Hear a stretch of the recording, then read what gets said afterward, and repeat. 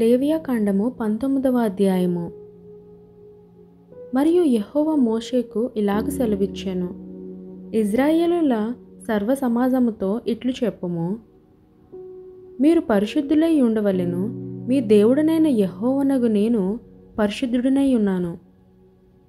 మీలో ప్రతివాడు తన తల్లికి తన తండ్రికి భయపడవలెను, నేను నియమించిన విశ్రాంతి దినములను ఆచరింపవలెను.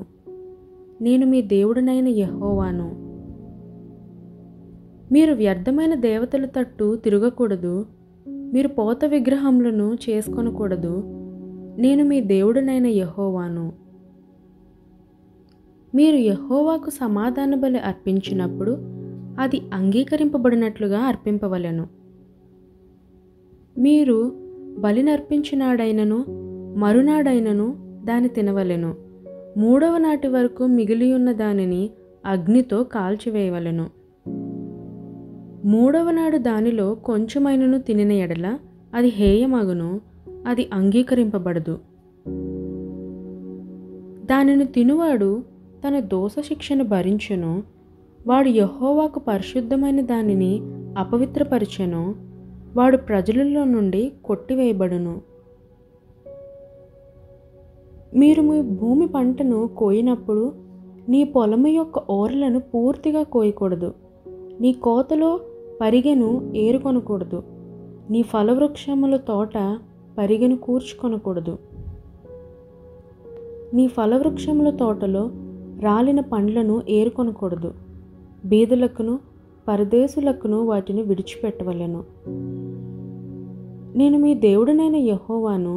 మీరు దొంగిలింపకూడదు, బొంకకూడదు, ఒకనితో ఒకడు అబద్ధం ఆడకూడదు. నా నామమును బట్టి అబద్ధ ప్రమాణము చేయకూడదు. నీ దేవుని నామమును అపవిత్రపరచకూడదు. నేను యెహోవాను. నీ పొరుగువాని హింసింపకూడదు, వాని దోచుకొనకూడదు. కూలివాని కూలి మరునాటి వరకు నీ యొద్ద ఉంచుకొనకూడదు. చెవిటివాని తిట్టకూడదు, గ్రుడ్డువాని ఎదుట అడ్డము వేయకూడదు. నీ దేవునికి భయపడవలెను, నేను యెహోవాను. అన్యాయపు తీర్పు తీర్చకూడదు, బీదవాడని పక్షపాతము చేయకూడదు, గొప్పవాడని అభిమానము చూపకూడదు. న్యాయమును బట్టి నీ పొరుగువానికి తీర్పు తీర్చవలెను. నీ ప్రజలలో కొండెములాడుచు ఇంటింటికి తిరగకూడదు. నీ సహోదరునికి ప్రాణహాని చేయకూడదు, నేను యెహోవాను. నీ హృదయములో నీ సహోదరుని మీద పగపట్టకూడదు. నీ పొరుగువాని పాపము నీ మీదికి రాకుండునట్లు నీవు తప్పక వానిని గద్దింపవలెను. కీడుకు ప్రతి కీడు చేయకూడదు. నీ ప్రజల మీద కోపం ఉంచుకొనక నిన్ను వలె నీ పొరుగువానిని ప్రేమింపవలెను, నేను యెహోవాను. మీరు నా కట్టడలను ఆచరింపవలెను. నీ జంతువులను ఇతర జాతి జంతువులను కలనీయకూడదు.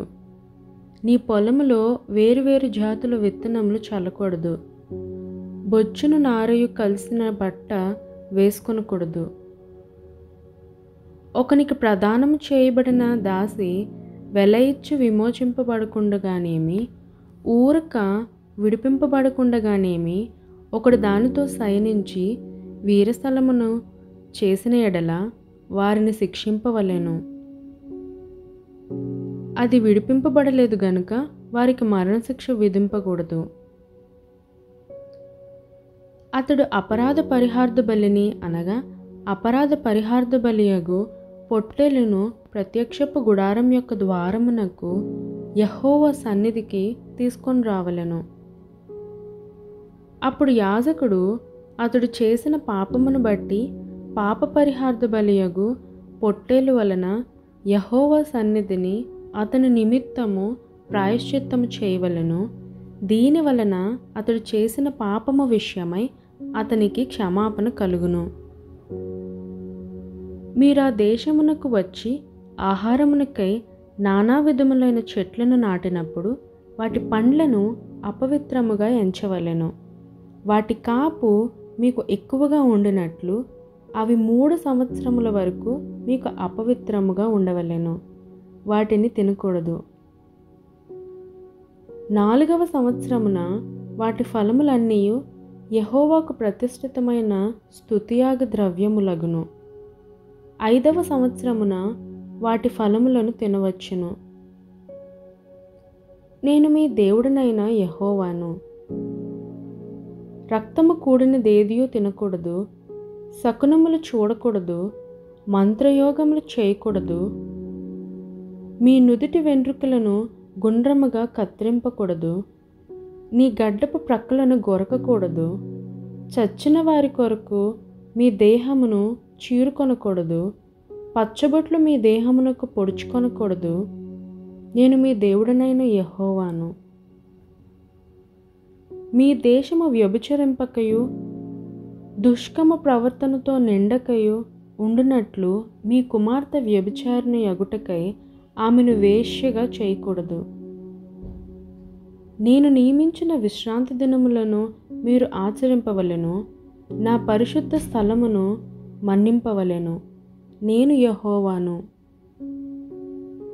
కర్ణపిశాచి గల వారి దగ్గరకు పోకూడదు, సోదెగాండ్రను వెతికి వారి వలన అపవిత్రత కలుగు చేసుకొనకూడదు. నేను మీ దేవుడనైన యెహోవాను. తలనెరిసిన వాని ఎదుట లేచి ముసలివాని ముఖమును గనపరిచి నీ దేవునికి భయపడవలెను. నేను యెహోవాను. మీ దేశమందు పరదేశి నీ మధ్య నివసించినప్పుడు వానిని బాధింపకూడదు. మీ మధ్య నివసించు పరదేశిని మీలో పుట్టిన వాని వలె ఎంచవలెను, నిన్ను వలె వానిని ప్రేమింపవలెను. ఐగుప్తు దేశంలో మీరు పరదేశులై ఉంటిరి. నేను మీ దేవుడైన యెహోవాను. తీర్పు తీర్చినప్పుడు కొలతలో గాని, తూనికలో గాని, పరిమాణములో గాని మీరు అన్యాయం చేయకూడదు. న్యాయమైన త్రాసులు, న్యాయమైన గుండ్లు, న్యాయమైన తూము, న్యాయమైన పడి మీకుండవలెను. నేను ఐగుప్తు దేశంలో నుండి మిమ్మల్ని రప్పించిన మీ దేవుడైన యెహోవాను. కాగా మీరు నా కట్టడలన్నిటినీ, నా విధులన్నిటినీ అనుసరించి నడుచుకొనవలెను. నేను యెహోవాను.